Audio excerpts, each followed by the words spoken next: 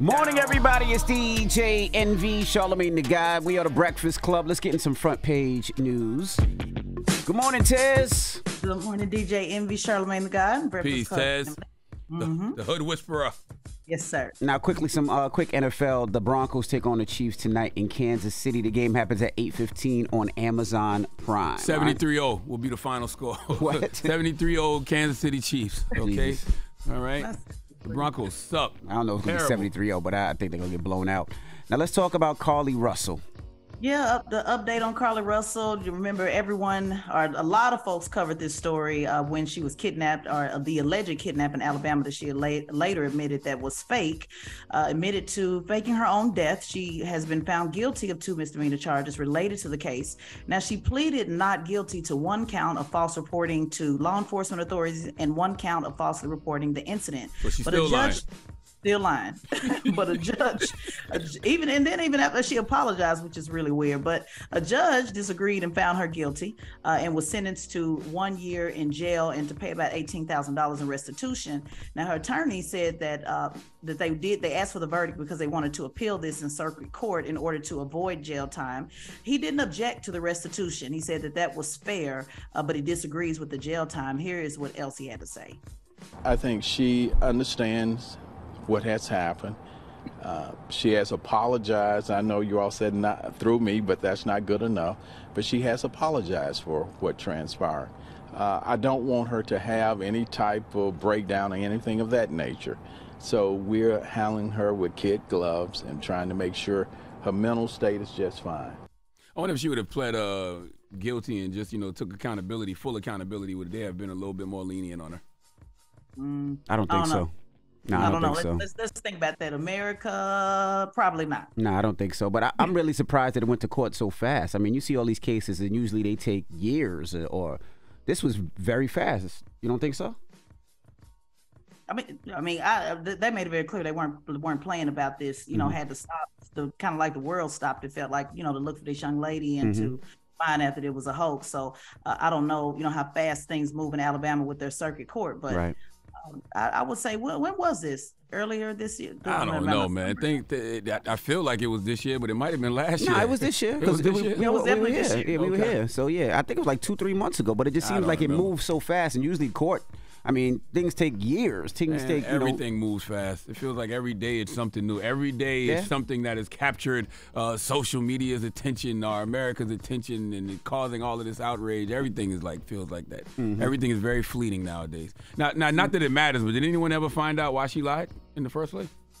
Never said anything. Just apologize for it. Of course, people are still interested in that. People still on social media saying, yeah, but we want to hear from her. That's why the attorney was saying, I know you're getting the apology through me, basically, because people want to hear from her. So still have not gotten any answers. I'm sure somebody's going to come up with something, down the road, especially the boyfriend. Remember, he was doing a lot of talking. Right. So I'm sure as things progress, more information will come out about that. Probably Lifetime movies. It looks like probably more definitely Lifetime. Lifetime of TV One for sure. I was going to ask. It's already on Tubi. You stupid. No, it is. They already got one on Tubi. They got a Carlee Russell story on Tubi. Do they? Yeah. No, they don't. Yes, they do. You lying. You lying. We don't never know when you lying. You're telling the truth, right? Man, hold on. Let me look it up. And while he's looking it up, I was going to ask, financially and legally, can she write a book about what happened? Can she do her own movie and explain what happened? Oh, so she can. So she can make money off of this. Oh, absolutely she can. I mean, but that doesn't mean that people won't sue for the money, or that doesn't mean that people won't, but she has to pay the $18,000 in restitution. So remember OJ wrote If I Did It, remember? But that never came out though. Yeah, that's true. But they sued him for anything he got, but he had victims, in he had victims case, and family. But with this one, if she pays the $18,000, which is legally, and let's say she does the year in prison and she does a movie based on it and she does a book on it, she can make money off of it. Anybody can do a book on anything. I see the boyfriend putting something out. I see him probably making a move first. But is something really on Tubi, Charlamagne, for real? Yeah, it's called Toucan. No, shut up, man. It is. It's called Toucan. How you know it's about Carlee Russell? Because it says it's about Carlee Russell. I don't believe you, man. I don't believe you, man. I don't believe you. Believe him when he's lying. But shout out to Tubi, though. They should jump on this right away. I got $3,300 for a production budget right now. Do us a Carlee Russell movie. All we need is a baby.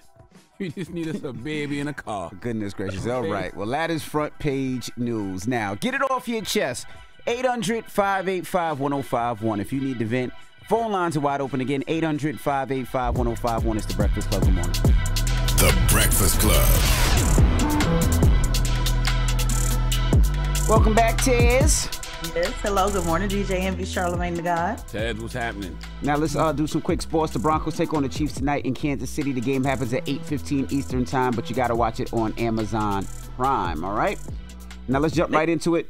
Let's talk about Republicans. The Republicans picked their guy?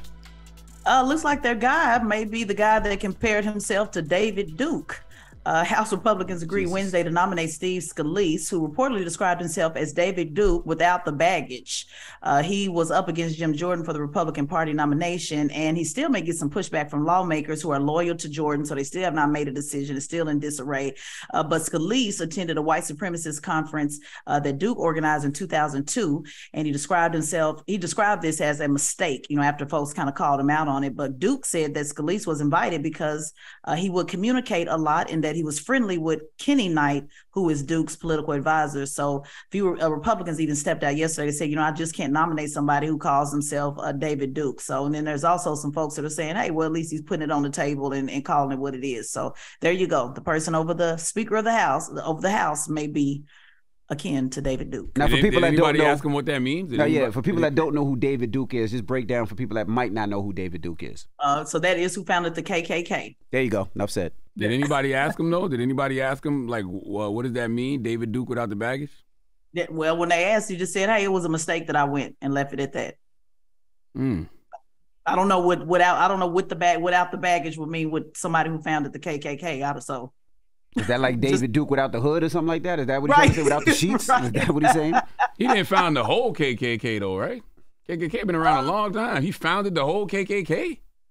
He did not found the entire KKK. Let's look it up. Let's give him the exact definition of who is David Duke. But he's over it. Wouldn't you think that is enough? No. I mean, I thought he was a part of a. I mean, yes, he's a part of a. He's one of. They got different chapters. I know he was the leader of one of the chapters. He was the Grand Wizard of one of the chapters. Yeah. So my apologies. So let me correct that.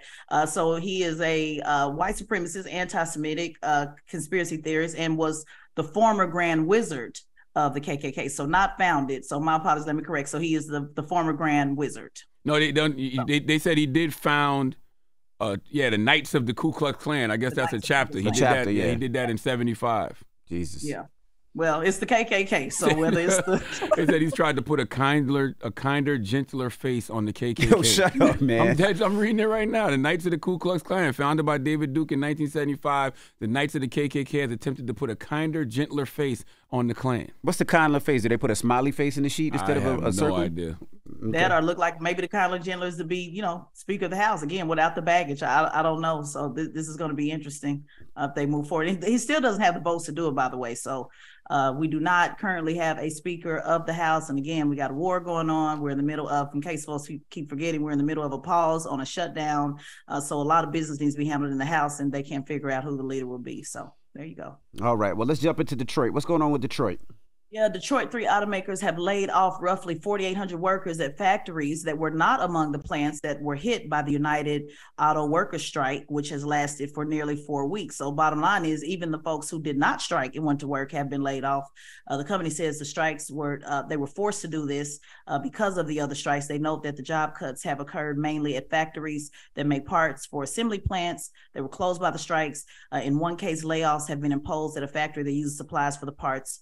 The UAW rejects that argument. It contends that the layoffs are unjustified and were imposed as part of the company's pressure campaign to persuade the members to accept less favorable terms in negotiations with automakers. The factories that have been affected by the layoffs are in Michigan, Ohio, Illinois, Kansas, Indiana, and New York. So bottom line, simply put, they're saying nope. They're calling BS on that and saying they're just doing that to, I guess, intimidate those who are on strike to get back to work since it's affecting so many people.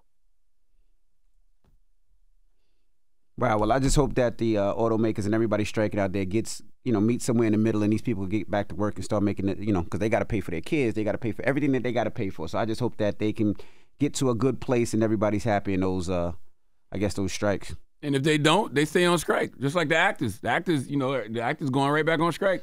Yeah, but the problem is, even when they go on strike, a lot of these people can't afford the stuff now. They can't afford their mortgage, their rent, their car loans. Temporary sacrifice for long-term gain. Yeah, I agree. And not just for them, but for the people coming behind them. Yeah. That's what the whole point of a strike is. Like sometimes you put it on the line to let people know, like, hey, we don't like what's happening. Correct. If we don't stand for something now, then it'll never get better. So I'm not mad at it. I just hope they can get through it pretty fast, though. Mm-hmm.